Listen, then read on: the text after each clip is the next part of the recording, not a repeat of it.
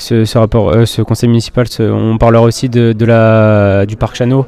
C'est un dossier très important et un monument, vous l'avez dit, un lieu emblématique de la ville de Marseille. Ah, c'est plus qu'un lieu emblématique de Marseille, c'est vraiment le lieu qui fait rayonner Marseille aussi par la foire, par tous les salons qui peuvent se passer, les congrès, etc. Donc le parc Chano est géré depuis 1985 par la SAFIM, avec des statuts qui ne sont pas très bien définis. Donc on propose une méthode qui est pendant 3 ans de faire une nouvelle DSP, donc elle va être lancée dans les semaines qui viennent. Au 1er janvier, un nouveau délégataire sera désigné et il gérera pendant 3 ans le parc Chano. Et ensuite, ça va nous laisser le temps de maturer un projet d'envergure pour le parc Chano qui va le remettre au bout du jour. Vous avez bien vu, tout le monde peut constater qu'il est quand même assez vieillot et qui permettra, alors sur une durée beaucoup plus longue, d'une DSP qui permettra d'avoir le parc des congrès et le parc des expositions digne de la deuxième île de France. Au niveau de la flamme olympique maintenant, est-ce que vous pouvez me dire le budget serait plus d'1 million d'euros pour l'arrivée de la flamme, Oui. ce qu'on voit. Est-ce que vous avez déjà payé ce budget? C'est financé par qui? Alors, vous avez vu que les collectivités en France entière qui accueillent la flamme vont avoir une redevance à payer au COJO. Ça fait partie de. Donc, c'est pas nous qui fixons les prix, là, c'est le comité d'organisation. Nous avons souhaité que la flamme arrive en premier à Marseille pour tout un tas de symboles, pour tout un tas d'histoires. Donc, la flamme arrive à Marseille en premier. C'est un événement de portée mondiale pour Marseille. Ça a un coût effectivement d'à peu près 1 million d'euros pour la ville de Marseille.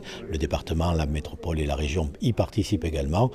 Mais ça va être quelque chose qui va avoir des retombées économiques énormes pour la ville de Marseille, des retombées médiatiques. Donc c'est un très très bel investissement pour la ville de Marseille.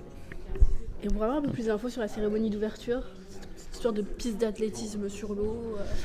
Quand on sort du bateau, en général, vous savez que, moi, ce que j'ai toujours vu, c'est que le porteur de flamme, il marche pas comme un escargot, il avance en courant ou en marchant assez vite. Et donc, effectivement, marcher sur l'eau, c'était un peu difficile. Et donc, ils ont demandé à ce qu'une piste soit mise de façon qu'en sortant du bateau, le premier porteur de la flamme, dont on ne sait pas encore qui il sera, puisse la porter comme on porte une flamme olympique, c'est-à-dire en courant, sans vouloir gagner un 100 mètres, mais en courant quand même.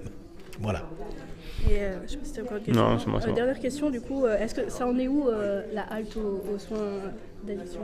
Mais la sous addiction, c'est toujours d'actualité. C'était un autre programme et on souhaite qu'il y en ait une à Marseille. Le premier lieu qui a été trouvé a été un lieu qui a créé plus de polémiques que ce qu'il a réglé de problème. Donc on l'a annulé. On est en train de chercher un autre lieu qui puisse faire un peu plus consensus. Mais sur le dossier lui-même, on n'a pas varié. Le maire l'a dit, le maire l'a répété. Les toxicomanes ne doivent pas être à la rue et donc on fera tout pour que ce dossier émerge. Maintenant, on veut que ça se fasse aussi dans la sérénité, dans le dialogue avec les Marseillaises et les Marseillais.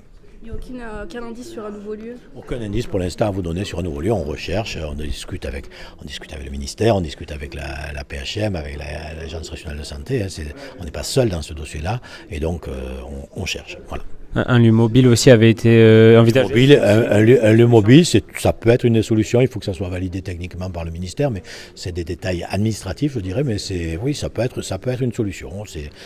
Tout est sur la table. Nous voulons le faire, nous le ferons, mais il faut que ça se fasse dans les conditions d'une certaine unanimité et sans conflit avec qui que ce soit.